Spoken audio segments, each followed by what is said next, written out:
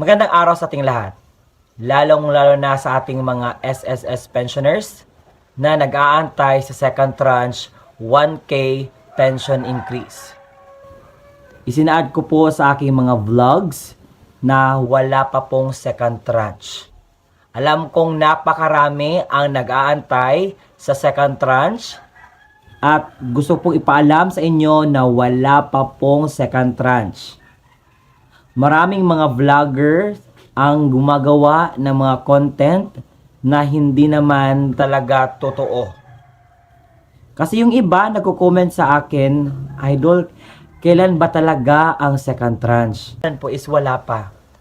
But then, when I saw this channel na gumagawa ng content at ang content niya ay ganito, ipapakita ko sa inyo. Kaya pala, nagagalit ang mga senior citizen dahil sa ganitong content na ginagawa. Wait for a while.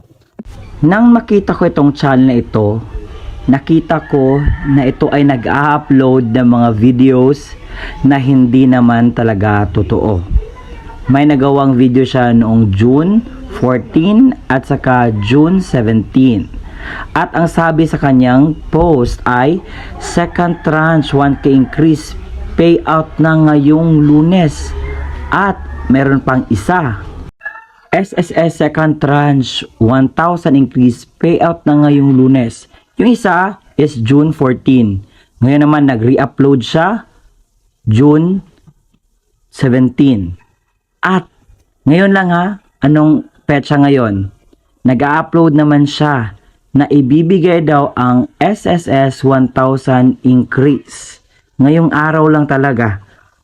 Ginagawa niya ito upang makagain siya ng maraming views. Even though nagsisinungaling siya, hindi niya ipinapakita ang kanyang mukha sa paggawa niya ng content na ito. At ang channel na ito ay nakita ko sa Bagong Pilipinas TV. Sa tuwing nag-upload ang channel na iyon ng ganoong vlog, nakakakuha siya ng 30,000 views, 15,000 views. Ibig sabihin, marami ang mga senior citizen ang nakapanood at nakakuha ng impormasyong iyon. Kaya naman, sa pagpunta nila sa pag-withdraw, kasi sabi doon, June makukuha na daw ang 1,000 increase sa second tranche.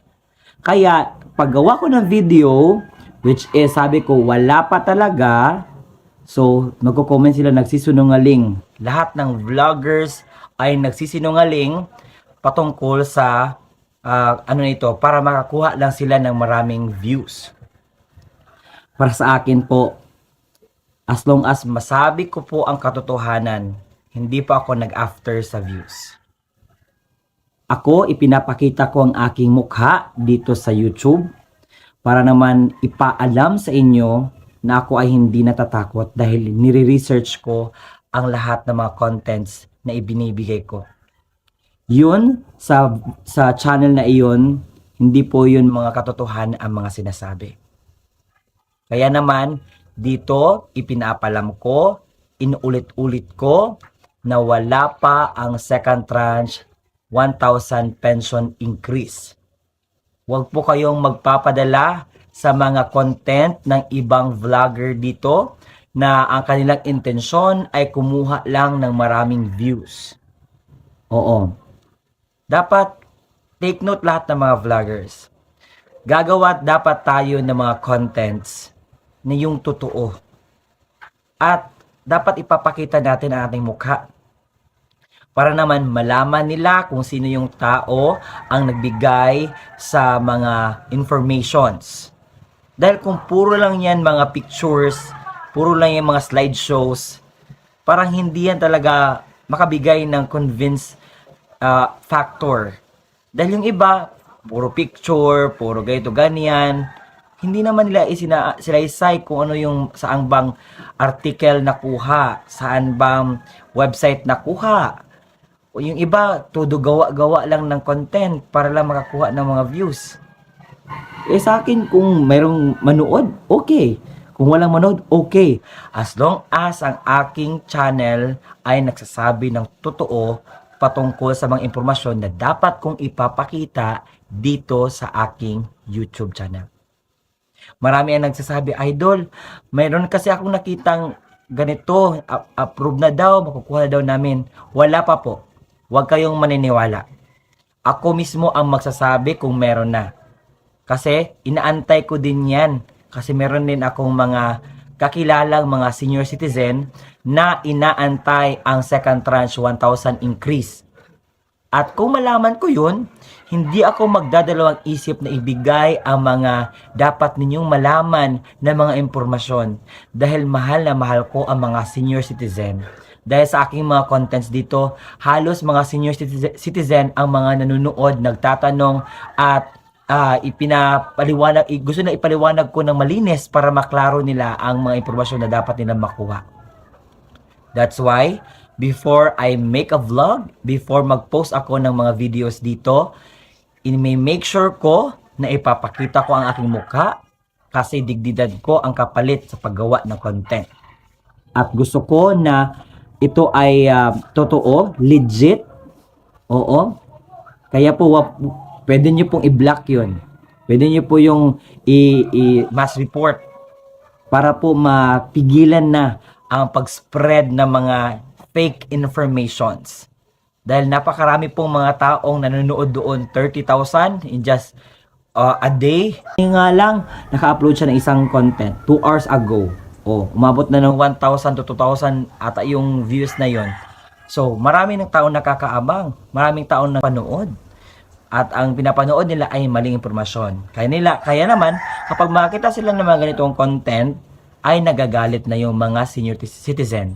Dahil hindi inaalam ng uploader na iyon kung ano yung pwedeng maging impact sa lahat ng mga senior citizen na nakafollow sa channel na iyon.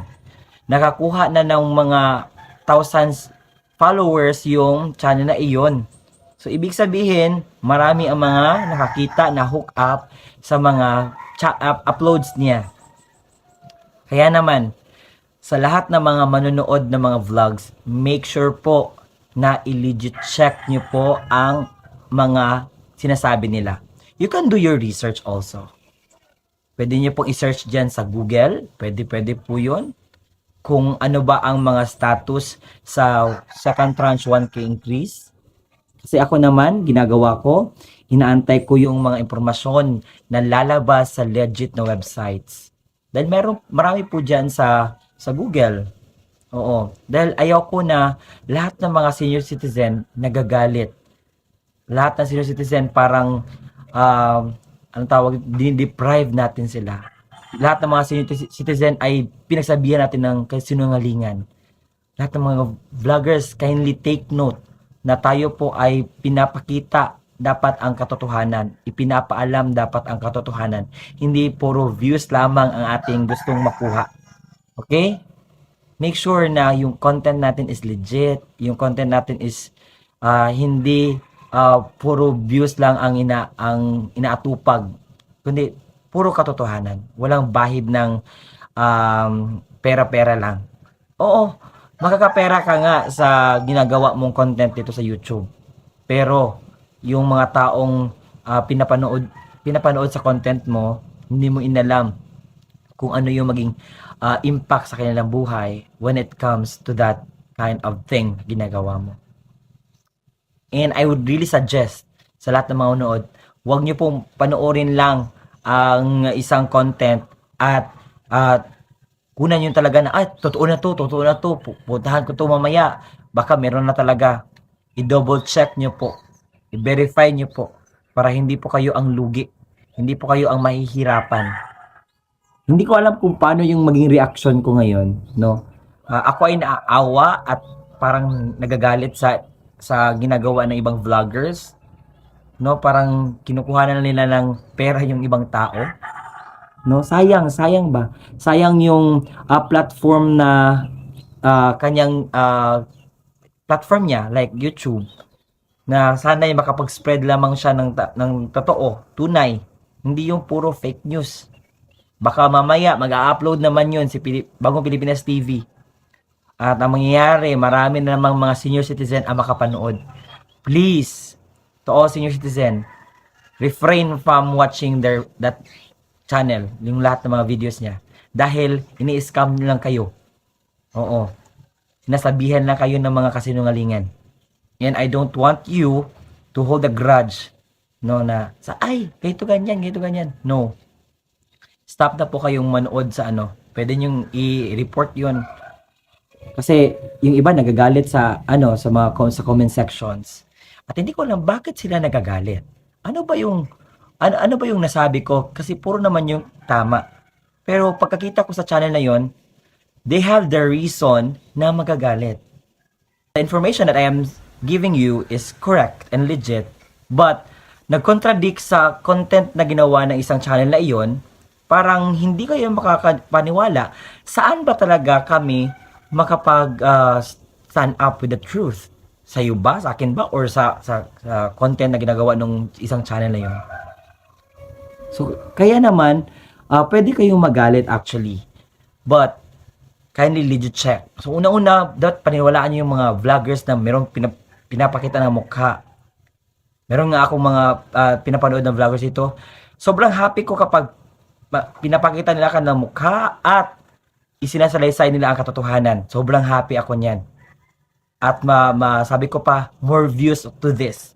More views to this content, no, na ginagawa niya. Dahil nakakatulong, very informative, naggawa talaga ng research. That is really the essence of a vlogger. Isinasaad ang katotohanan. Hindi lang puro ganon, puro views. This is really good talaga. Nakakasira ng mood ang ganon.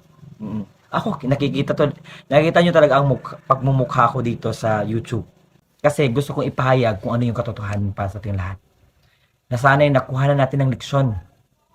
To all vloggers, refrain from giving false informations. To all watchers and viewers, kindly verify those informations na inyong naririnig sa inyong pinapanood. You can legit check to it. Before you make a decision na, tama to. Wag ka munang tumingin sa isang ang tawag dito, sa isang side lang. Magdo ka ng research. And if you do some research, then it can give you the answer that you need. And at sana'y maging leksyon, no, na maraming nagagalit talaga. Lalo na kapag ang pinagpausapan is 1K, SSS 1K second tranche, napakaraming nagagalit. And now I know the reason bakit sila nagagalit. And I hope na ang video na ito ay nakakatulong. Wala pa pong second tranche. Okay? Wala pa pong 1K na increase. Take note to that. Kung meron man, magbibigay ako ng impormasyon. Okay? And I'm very sorry for those senior citizen na medyo hindi niya alam, nagagalit. I'm very sorry. I will be doing my best na magbigay pa ng more information, na correct informations para sa inyo.